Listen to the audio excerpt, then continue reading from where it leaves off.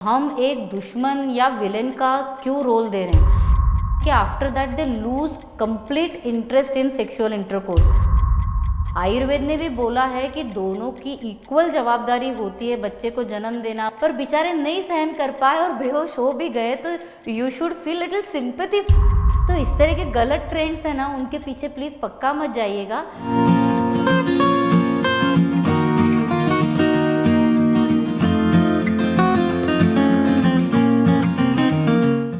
दोस्तों, आज मैं आप सब लोगों के साथ एक एक्सपीरियंस शेयर करना चाहती हूँ। संतुलन आयुर्वेद जो है वो संतुलन आयुर्वेदा फर्टिलिटी एक्सपीरियंस, वैसे ही संतुलन का जो गर्भ संस्कार है उसके द्वारा कई कपल्स को अभी तक मतलब लाखों में कपल्स हैं कि जिनको मदद कर चुका है, कि जिनको हेल्दी बच्चे हुए हैं। अभी ऐसे ही एक कपल परसों के दिन क्लिनिक में आए थे, तो वाइफ थोड़ी सी गुस्सा थी। मैंने बोला क्या हो गया, अभी बेबी इतना अच्छा हेल्दी हुआ है तो आप क्यों इतने अपसेट लग रहे? तो बोला आपके सामने एक शिकायत रखना चाहती हूँ। मैंने बोला क्या हुआ?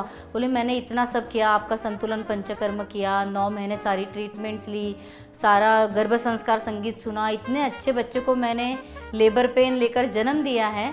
और जब मैंने मेरे हस्बैंड को बोला कि मेरे साथ लेबर रूम में रुकिए, तो मैं सब इतना कर रही हूँ, पर वो लेबर पेन जब मेरा देखकर और बेहोश हो गए, तो डॉक्टर्स और नर्सेस मेरी तरफ ज़्यादा ध्यान देने की बजाय उनकी तरफ भाग गए, जबकि इनको तो कोई तकलीफ भी नहीं हो रही थी उस वक्त। तो देखिए, ये थोड़ा सा कंट्रोवर्शियल लगता है हमें, बहुत सी फीमेल्स को बुरा भी लगता है, पर क्या होता है, हर एक की सहन शक्ति जो होती है ना वो बहुत अलग होती है। हर फीमेल को भी इस तरह के दृश्य जो है वो देखकर सहन होंगे ऐसा नहीं है। हम लोग जब मेडिकल ज्वाइन करते हैं और जब डिसेक्शन रूम में जाते हैं, तो पहले कुछ दिन हम कंटिन्यूस आजू बाजू में सुनते रहते हैं, ये बेहोश हो गया, वो बेहोश हो गया, ये गिर गया, इसको चक्कर आ गए। तो ये चीज़ें सहन करना हर एक की ताकत नहीं होती है, तो इसीलिए कुछ मेल्स को ये चीज़ें नहीं सहन होती है। मेरे यहाँ पे ऐसे भी एक्सपीरियंसेस मैंने देखे हैं कि जब लेबर रूम में वाइफ के साथ वो गए थे, साथ में हस्बैंड, तो उन्हें वो सब देखकर इतना बुरा लगा कि मैं इतनी तकलीफ़ दे रहा हूँ एक बच्चे को जन्म देने के लिए। सो ही डिसाइडेड कि मुझे सेकंड बच्चा अभी चाहिए ही नहीं। कुछ लोगों के इस लेवल पे भी एक्सपीरियंसेस होते हैं कि after that they lose complete interest in sexual intercourse. तो हम देखिए, हम नाम तो किसी को भी रख सकेंगे, पर हर एक की मेंटल कैपेसिटी जो होती है ना वो अलग अलग होती है। सो ऑफकोर्स हस्बैंड्स और वाइफ, आयुर्वेद ने भी बोला है कि दोनों की इक्वल जवाबदारी होती है बच्चे को जन्म देना, बच्चे के लिए खुद को हेल्दी रखना, बच्चे की आगे जो केयर है वो लेना। पर ये सब जो होता है, ये डायनामिज्म, ये हमें सामने वाले की प्रकृति को देखकर समझना चाहिए।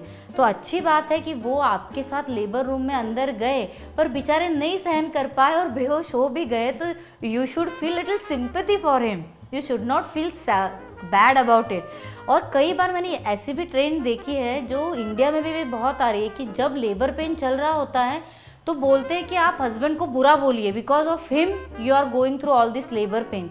तो पहली बात तो ये कि लेबर पेन को हम एक दुश्मन या विलेन का क्यों रोल दे रहे हैं। लेबर पेन ये नेचुरल होता है और ठीक है, दुखता है बहुत, पर आप दोनों की इच्छा थी ना बेबी को जन्म देना, तो आप ऐसे वक्त में केवल उनको बुरा बोलेंगे, उनको गालियाँ देंगे तो कैसे चलेगा।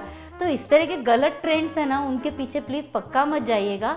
ऑफकोर्स इसके लिए थोड़ी सी ट्रेनिंग जो है वो हस्बैंड वाइफ अगर शुरुआत से लेते हैं, किस तरह का माहौल हो सकता है लेबर रूम में, या फिर बच्चे को किस प्रकार से मदद जो है वो पापा कर सकेंगे जन्म के बाद, उसके ऊपर ज़्यादा ध्यान देना मुझे लगता है ज़्यादा ज़रूरी है। जैसे आयुर्वेद में बोला गया है कि जो धात्री होती है, मतलब जो मदद करने वाली स्त्रियाँ होती है, जिनको हम आजकल दाई बोलते हैं, वो एक्चुअली फीमेल के साथ उस वक्त रहती है। आपकी माँ, आपकी बहन भी शायद आपको लेबर पेन में देखकर थोड़ा सा अपसेट हो सकती है, अशांत हो सकती है।